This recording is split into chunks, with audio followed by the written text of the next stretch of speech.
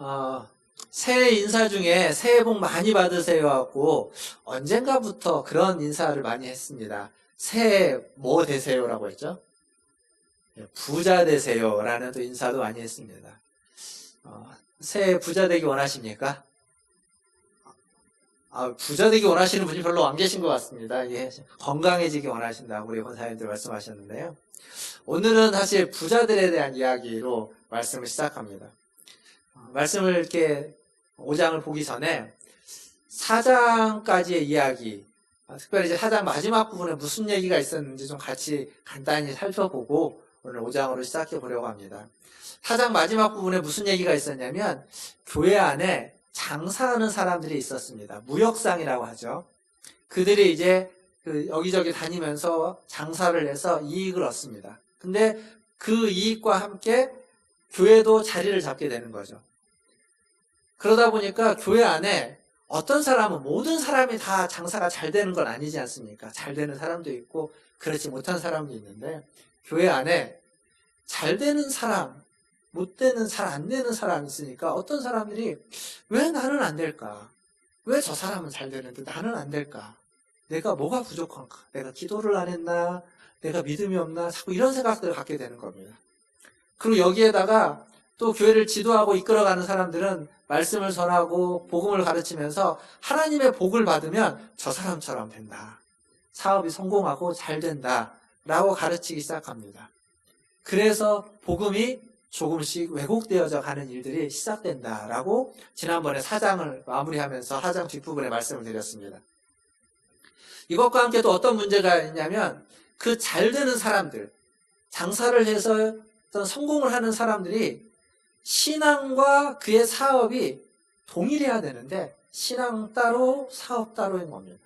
신앙은 참 좋은 것 같은데 신앙 안에서는 아주 훌륭하고 젠틀하고 겁도 없이 살 사람인 줄 알았는데 사업을 하는 데 가서는 전혀 다른 모습으로 사업을 하고 있는 모습. 그래서 성공을 하는 거죠. 그래서 이건 뭐지라고 하면서도 사람들이 그래야만 하나라고 하는 이 이분법적인 생각이 교회 안에 이렇게 슬금슬금 들어온 겁니다. 성경은요, 부자에 대해서 그렇게 관대하지 않습니다. 성경에 있는 내용을 보면 부자에 대해서 그렇게 관대하지 않습니다. 하지만 부자에 대해서 관대하지 않지만 부에 대해서, 부유함에 대해서 성경은 정죄하거나 그것이 나쁜 것이다라고 이야기하지 않습니다. 이 둘의 차이를 좀 잘 이해하셨으면 좋겠습니다. 여러분이 뭐 핸드폰이든 인터넷이든 컴퓨터든 이런 걸로 성경에 도대체 부자라는 말이 얼마나 많이 나오는지 이렇게 찾아보면 부자라는 말이 이렇게 여기저기 좀 나옵니다. 근데 그 중에 가장 많이 나오는 것이 어디냐면 잠언에 많이 나오고 그리고 누가복음에 많이 나옵니다. 제일 많이 나오는 성경은 누가복음이에요. 누가복음에 10번 나옵니다. 부자라는 말이. 잠언에는 7번 나오고요. 근데 이 잠언과 누가복음에 나오는 내용들을 좀 정리해 보면 복음서에 예수님이 부자에 대해서 했던 말이 있는데 대부분 부정적인 이야기가 많습니다. 긍정적인 말보다는 부정적으로 부자를 이야기합니다. 마치 부자는 하나님의 나라에 들어가기가 어렵다. 낙타가 바늘귀에 들어가는 것이 어려운 것처럼 하나님 나라에 들어가기가 어렵다라고 말씀을 하시고 또 부자는 날마다 자색 옷을 입고 호화로이 연락하고 호화로이 파티를 연다라고 하는 식의 얘기들이 복음서에 주로 나옵니다. 부자들에 대해서. 그런데 예수님의 이야기를 보면 부자들에 대해서 그렇게 부정적인 이야기를 한 것 같은데 그 얘기만 있지 않고 그렇지 않은 다른 부자들의 이야기도 성경에 있습니다. 어떤 부자가 있냐면 누가복음 15장에 가보면 그 한 아버지가 있는데 그 둘째 아들이 그 아버지한테 유산을 달라고 하죠. 그래서 그 유산을 줍니다. 그 유산을 받아가지고 다 현금화시켜서 멀리 가서 허랑방탕하게 쓰고 다시 돌아오는 둘째 아들 이야기가 있습니다. 그 이야기에 등장하는 그 아버지는 부자입니다. 부자예요. 성경을 잘 보시면 굉장한 부자로 등장합니다. 그리고 또 어떤 부자가 있냐면 1만 달란트 빚진 사람의 그 빚을 탕감시켜준 부자가 성경에 등장합니다. 1만 달란트가 얼마라고요? 기억 안 나시죠? 1만 달란트가 20만 년 연봉이라고 했습니다. 연봉을 얼마에 잡느냐에 따라서 다르지만 그냥 대략적으로 60조, 80조 이렇게 얘기할 수 있습니다. 그러니까 그걸 탕감시켜줬어요. 그걸 빚진 사람에게. 어마어마한 부자인 거죠. 어마어마한 부자입니다. 등장합니다, 거기. 또 어떤 부자가 있냐면, 어디 멀리 해외를, 외국을 가는데 어디를 출타하는데, 종들에게 어떤 종에게는 5달란트를, 어떤 종에게는 2달란트를, 어떤 종에게는 1달란트를 주고 떠나는 주인이 나옵니다.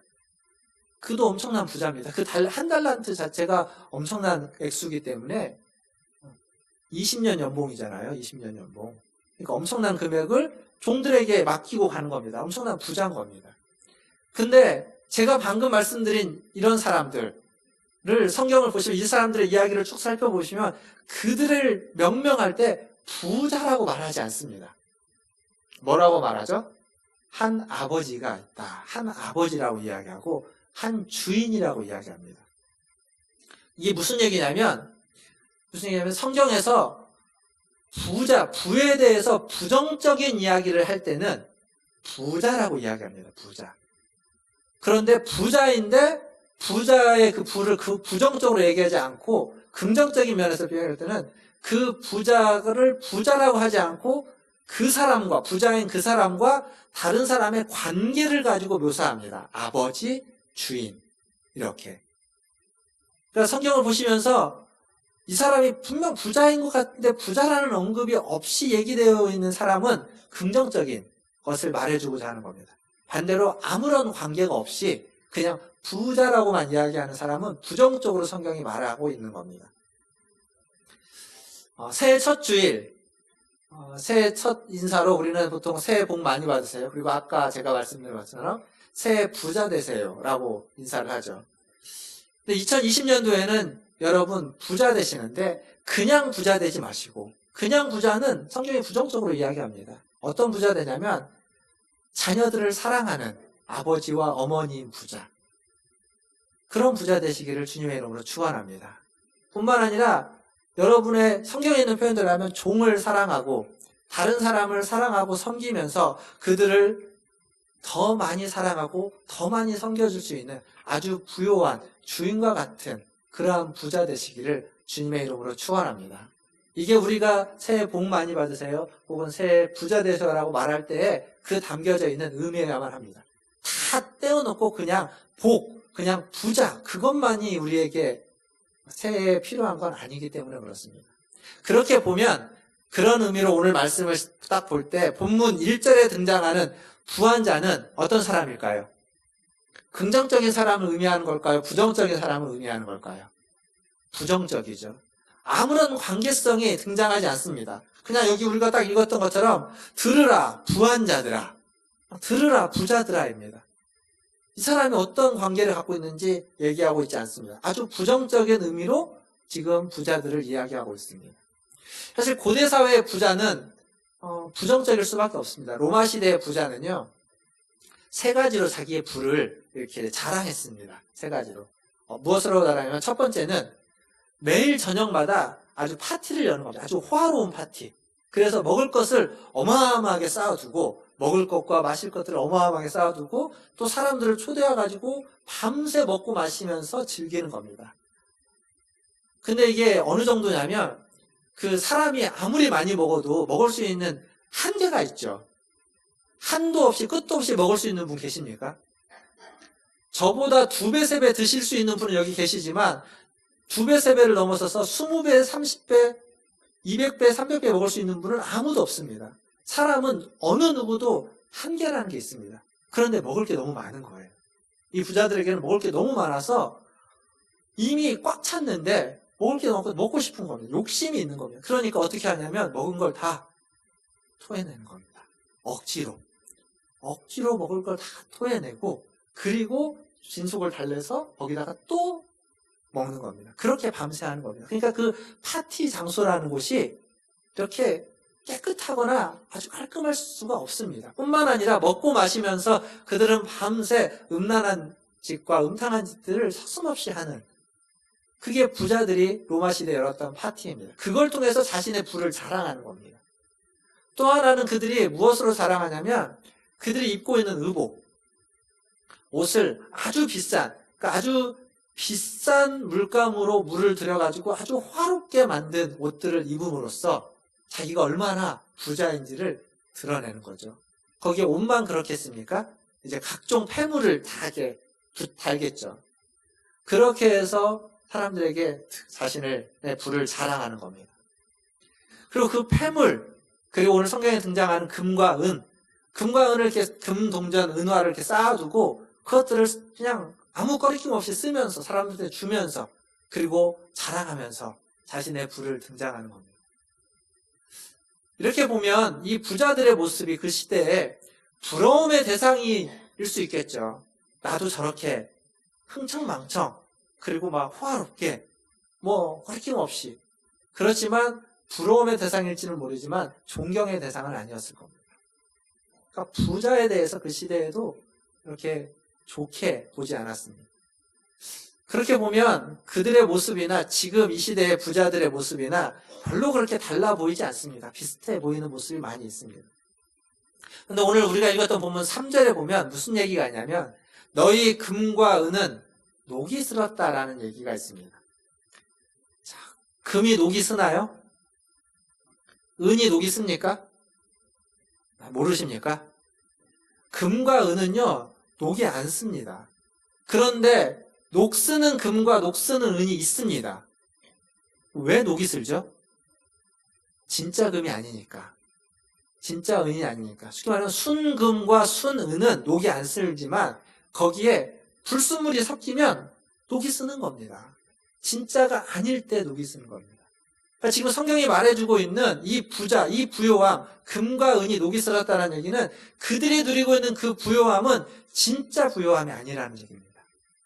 또 하나 이게 비유적으로 말해주는 건 뭐냐면 금과 은은 영원히 변질되지 않는 건데 그것이 녹이 슬었다는 것은, 변했다는 것은 그들이 가지고 있는 그 금과 그들이 가지고 있는 그 부요함 또한 영원하지 않다라는 것을 의미해 주는 겁니다. 그러니까 지금 야고보가 이야기하고 있는 이 부자들이 누리고 있는 그 부요함과 그 부는 진짜가 아닐 뿐더러 영원하지도 않다는 것을 지금 성경은 이야기해 주고 있습니다. 우리나라에 이런 말이 있습니다. 강남 불패라는 말 아십니까? 들어보셨나요? 부동산 불패 이런 말이 있죠. 무슨 의미죠 이게? 땅 사면 절대 손해보지 않는다는 얘기죠. 지금까지 그래 왔습니다. 그리고 지금도 그렇게 틀린 말이 아닌 것 같습니다. 이 강남이나 부동산으로 대변되는 이 물질, 이 부요함이 우리나라에서는 아주 중요한 신화처럼 자리 잡고 있습니다. 그런데 그래서 그 부가, 그 부동산이 마치 전지전능하고 영원한 것처럼 생각하지만 지금 야고보의 얘기는 무슨 얘기냐면 그렇지 않다는 겁니다. 야고보는 들으라 부한자들아 라고 하면서 너희에게 이 말, 오늘 1절에 보면 고생으로 말미암아 울고 통곡하라. 너희들의 부가 영원한 것이 아니다. 너희들의 부가 진짜가 아니다. 라는 얘기를 하면서 부자들에게 경고하고 있습니다. 부가 영원한 것처럼 생각하고 사는 사람. 재물과 의복을 썩어지도록, 조민하도록 쌓아두고 있는 사람.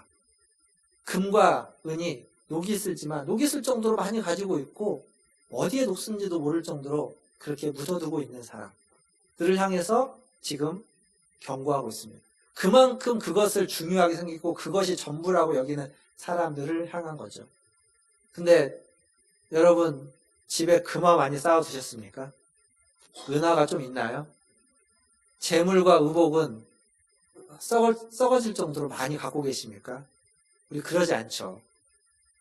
그런 분들 계신다면 죄송합니다. 근데 우리 대부분 안 그럴 겁니다. 그러면 이 얘기는 우리가 들어야 될 이야기가 아닌 것 같습니다.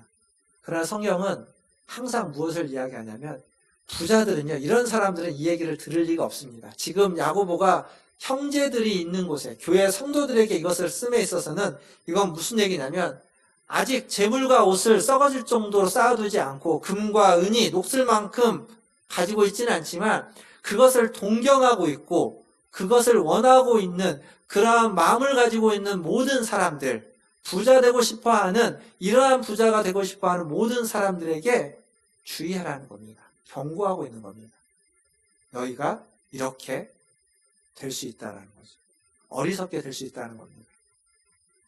첫 번째 우리가 들어야 되는 소리입니다. 그리고 야고보가 첫 번째로 5장에서 말해주고 있는 이야기입니다. 그래서 오늘 설교 제목이 뭐죠? 세 가지 소리입니다. 세 가지 소리. 첫 번째 소리는 부자들을 향한 경고의 소리입니다. 부자가 되고 싶어하는 그들의 삶을 동경하고 있는 모든 사람들을 향한 경고의 소리입니다. 그리고 두 번째 소리가 4절에 있습니다. 4절 말씀을 한번 같이 읽어보겠습니다. 4절입니다. 함께 읽겠습니다. 시작. 보라, 너희 밭에서 추수한 품꾼에게 주지 아니한 삭시 소리를 지르며 그 추수한 자의 우는 소리가. 4절을 보면 이 부자들이 부를 어떻게 축적하고 있는지 부자들의 실체, 민낯이 드러나고 있습니다. 부자들은 자기가 부를 모으기 위해서 품꾼에게 줘야만 하는 삭, 임금, 당연히 줘야 되는 임금을 주지 않았습니다. 제대로 주지 않은 거죠. 임금을 체불하거나 혹은 임금을 착취한 것이다라고 이야기할 수 있습니다. 요즘은 은행에 돈을 맡기면 이자가 뭐 한 1점 몇 프로죠. 2% 되면 많이 주는 거고 1점 몇 프로 이렇게 되는 걸로 알고 있는데, 예전에 뭐 IMF나 이럴 때에 은행에 돈을 맡기면 이자가 몇 프로였죠? 예? 15%요? 그럴 때도 있었나요? 그러니까 뭐 적은 것 같은 6%, 7%, 8% 이럴 때도 있었고, 많을 때는 10% 넘을 때도 15%일 때도 있었는지 모르겠는데 그럴 때가 있었습니다. 자, 이자가 10%가만 되면요, 사실 사업을 하거나 이러면 교회에서도 마찬가지입니다. 교회에서도 많은 비중을 차지하는 게 인건비지 않습니까? 임금입니다. 임금. 그 임금을 며칠간 혹은 한 달만이라도 은행에 놔두면 거기에서 벌어지는 이자 소득이 어마어마해집니다. 그러니까 임금을 체불한다는 건 부자들에게, 그 사업을 하는 사람에게 있어서는 공짜로 돈을 굉장히 많이 벌 수 있는 아주 좋은 방법이었습니다. 예전에 그랬습니다. 그리고 그때는 그래서 임금 체불하는 사람이 참 많았습니다. 지금은 임금 체불을 하면 법적으로 굉장히 중하게 중벌을 주기 때문에 일단은 이렇게 가둬놓고 임금 체불하는 걸 해결하게 만들기 때문에 그렇게 못하지만 예전에는 그랬습니다. 근데 문제는 이 품꾼들, 임금을 받고 그 임금으로 살아야만 하는 사람들, 삭스로 매일매일 살거나 한 달을 살아야만 하는 사람들에게 이걸 체불하는 건 그건 그냥 보통의 문제가 아니라 삶의 문제입니다. 어떻게 살아야 될지가 막막한, 먹고 살 게 없어서 힘들어하는 문제가 될 수밖에 없습니다. 그런데 그렇다고 돈 달라고, 월급 달라고 막 소리칠 수도 없습니다. 왜냐하면 괜히 소리 달라고, 왜 오늘 안 주냐고 막 하면 어떻게 됩니까? 그렇죠. 쫓겨나거나 혹은 더 큰 안 좋은 일을 당할 수 있으니까 후환이 들었기 때문에 그러지도 못하는 겁니다. 그냥 언제 좀 줄 수 있냐고 아주 자기가 정당하게 일하는 것을 받는데도 불구하고 이게 부탁을 해야 되고 좀 하려고 하고 이게 더 낮은 자로 갈 수밖에 없습니다. 그러니까 오늘 성경은 뭐라고 말하냐면 그 추수꾼들이 울고 있다는 겁니다. 울 수밖에 없는 거죠. 울고 기다리는 겁니다. 소리 지르지 못하고. 누가 소리 지르냐면 오늘 4절 말씀을 잘 보십시오. 품꾼들은 그저 울 수밖에 없을 때 소리를 내고 있는 존재가 있습니다. 그건 뭐냐면 그 품꾼들에게 돌아가야만 하는 임금, 그 삭시, 그 품꾼들이 수고하고 받아야만 하는 마땅한 몫이 소리를 지른다고 이야기합니다. 그리고 그 소리를, 그 삭새 소리와 그 울음소리를 만군의 하나님이 들으신다라고 오늘 4절은 기록하고 있습니다. 이 말씀은 창세기 4장 10절에 있는 말씀을 볼 때 그것과 같은 맥락입니다. 한번 같이 보겠습니다. 창세기 4장 10절 말씀 한번 보시면, 자, 한번 같이 읽어볼까요? 시작. 이르시되 내가 무엇을 하였느냐?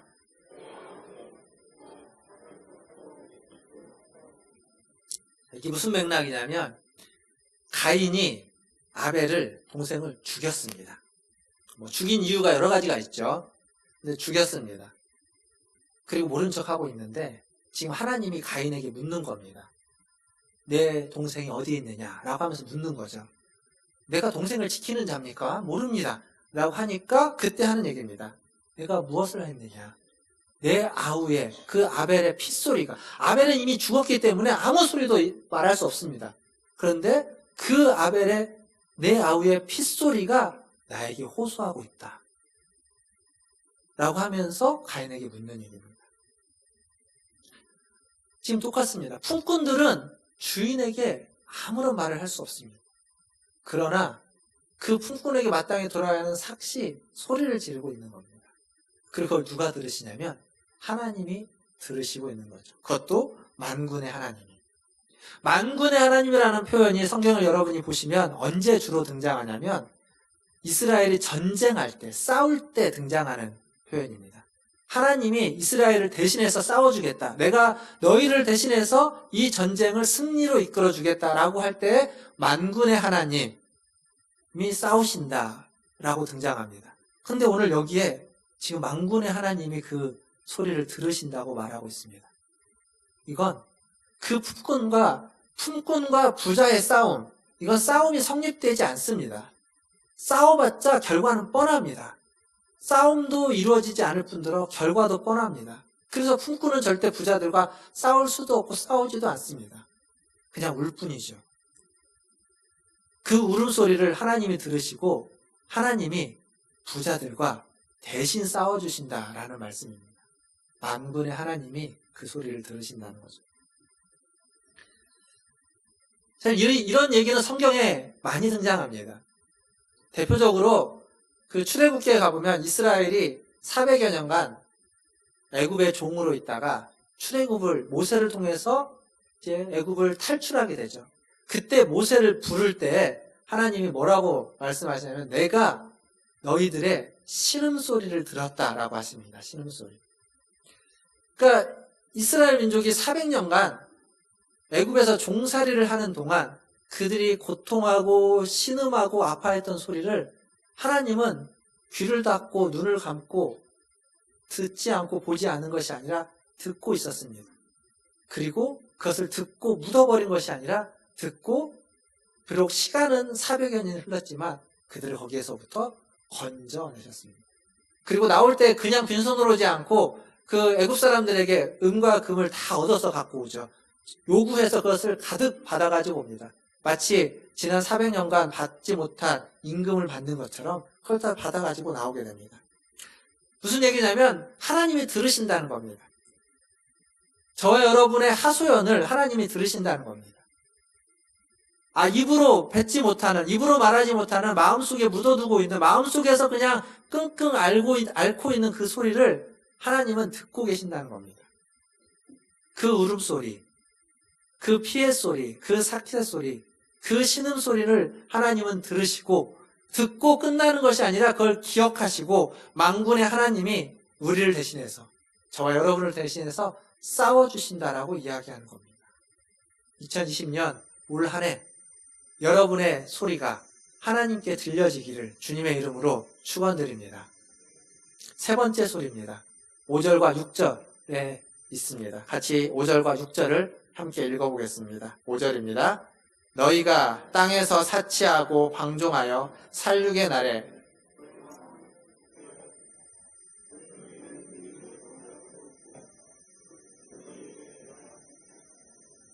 아멘. 5절에 보시면 살육의 날이라고 있습니다. 살육의 날. 이거 뭐냐면 무자비하게 사람들을 죽이는 겁니다. 로마의 부자들은, 로마 사람들은 자신들의 오락을 위해서, 자신들의 마음의 즐거움을 위해서 검투사들을 사용해서 검투사들끼리 싸우게 했습니다. 그래서 서로 죽고 죽이게 만들죠. 그걸 보면서 즐기는 겁니다. 때로는 노예들을 통해서 노예들을 사자의 밥이 되게 하면서 그 동물들에게 찢어 죽는 모습을 보면서 즐거워했습니다. 그리고 전쟁에 나가서 그 가난한 사람들을 죽이고 전쟁을 통해서 그들은 자기들의 어떤 만족을 누렸습니다. 오로지 자신의 마음이 풍요롭고 마음이 살찌고 마음이 즐거워하는 것만이 최고였습니다. 사람이 죽든지 말든지 그들은 상관하지 않았습니다. 연애를 베풀며 사치하고 방종도 했지만 더 나아가서 살육의 날에도 사람이 죽어가는 때에도 사람들이 죽어가는 모습을 보면서 또 즐거워했던 사람들이 그들이었습니다. 이들에게는 죄책감도 죄의식도 미안함도 하나도 없었습니다. 뭐가 제일 중요하냐면 오로지 자기의 마음을 살찌우는 것, 자기의 마음이 즐거운 것, 내가 행복한 것, 내가 좋은 것만이 최고였습니다. 그게 성경에 기록된 그 시대의 부자들, 로마 사람들이었습니다. 심지어는 6절에 보면 의인까지도, 옳다라고 인정받는 사람들까지도 정죄하고 죽여버렸습니다. 그러니까 옳고 그름이 그들에게는 의미가 없었던 거죠. 우리가 믿고 있는 이 믿음, 기독교라고 하는 이 기독교의 어떤 목적은 뭘까요? 왜 여러분은 하나님을 믿으십니까? 구원받기 위해서라고 이야기할 수 있습니다. 우리의 구원이 우리의 마음의 평화와 마음의 안정과 우리의 영혼의 풍요로움에만 머물러 있다면 이 로마 사람들이 자신의 마음의 행복을 위해서 다른 것을 다 눈감아 버린 것과 같은 수준이 될 수도 있습니다. 기독교는 그런 종교가 아닙니다.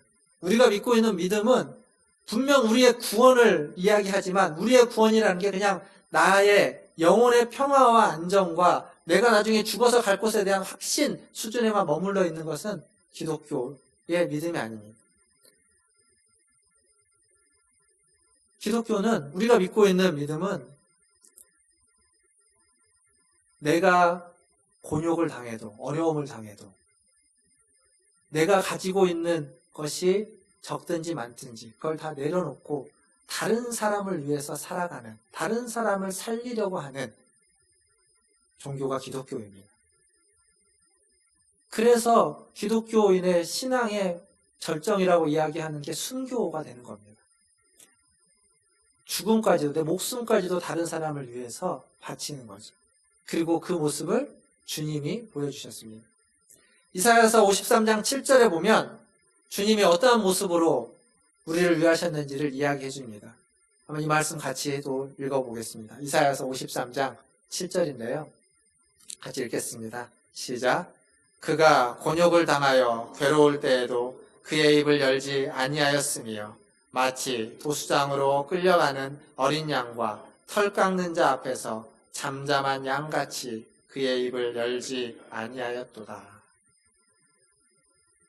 우리가 읽었던 야고보서 5장 6절의 후반부는 이 53장 7절을 자기 야고보만의 말로 인용한 거라고 말할 수 있습니다. 주님은 이 땅에 오셔서 여기 있는 것처럼 곤욕을 당하고 괴로울 때에도 입을 열지 않았습니다. 대항하지 않았습니다. 말하지 않았습니다. 어린 양이 되어서 도살장으로 끌려갈 때에도 그는 입을 열지 않고 그들을 향해서 소리치지 않았습니다. 즉 우리 주님은 침묵으로 사치와 방종, 살육에 대해서 저항하고 있었던 겁니다. 그리고 그는 묵묵히 자기가 가야만 하는 길을 걸어간 거죠. 그 길이 십자가의 길입니다. 아무에게도 말하지 않고 오로지 누구에게만 이야기했을까요? 주님은 십자가에서 누구에게만 이야기했습니까? 하나님께만 말했습니다. 오로지 하나님께만 호소를 하는 겁니다. 신원하는 거죠. 삭새 소리와 품꾼들의 울음소리는 하나님께만 호소하는 소리입니다. 그 누구에게, 사람들에게 호소하는 이야기가 아니라. 그리고 하나님은 그걸 들으시고 응답하시는 거죠. 주님 또한 마찬가지로 곤욕을 당하고 고난을 당하지만 도살장에 끌려가지만 소리치지 않고 대항하지 않고 갔습니다. 그걸 통해서 하나님의 사랑을 나타냈습니다. 그게 우리가 받은 은혜입니다. 침묵 소리, 아무것도 들려지지 않는 것 같은 소리지만 그 소리가 바로 우리를 사랑하는 주님의 소리였고 우리가 들어야만 하는 소리입니다. 이 세 가지 소리. 말씀을 마무리하면서 세상에 많은 부자들이 있습니다. 좋은 부자도 있습니다. 그러나 나쁜 부자도 있습니다.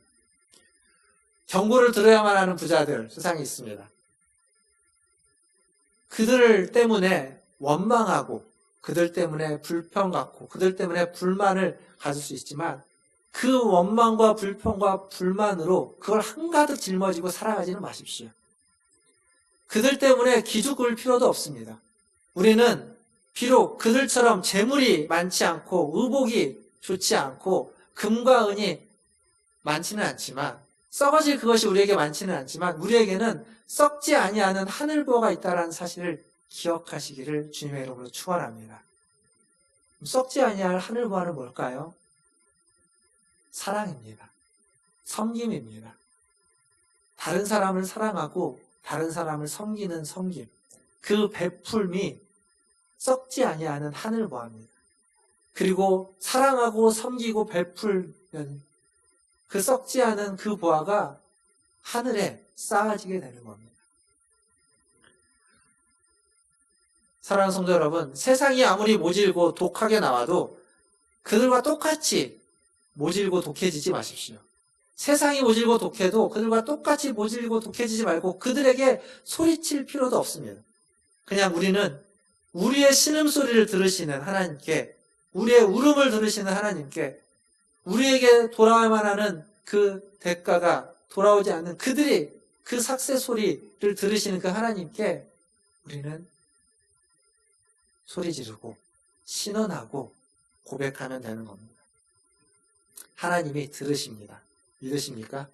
하나님이 들으십니다. 그리고 이제 우리 또한 그 들으시는 하나님의 음성을 들어야 됩니다. 다음 주에 이어서 말씀드리겠지만 오늘 7절 말씀이 이렇게 되어 있죠. 형제들아, 주께서 강림하시기까지 길이 참으라. 그런 상황에 있는 우리들에게 말씀하시는 겁니다. 형제들아, 우리를 부르는 거죠. 주님이 곧 강림하신다는 겁니다. 가까웠다는 겁니다. 주님이 강림하실 때까지 길이 참으라 라고 이야기하고 있습니다. 어떤 상황이든 비참하고 초라해도 여러분 자신을 원망하지 마시고 주님을 바라보십시오. 주님의 강림이 다시 오심이 그렇게 오래 남지 않았습니다. 주님이 강림하시는 그날까지 참으면서 주님을 바라보시고 세상을 향해서 원망하며 살아가는 것이 아니라 주님을 바라보면서 주님을 신뢰하면서 이 말세에 길이 참으면서 살아가시는 저와 여러분 되기를 주님의 이름으로 축원드립니다. 기도하겠습니다.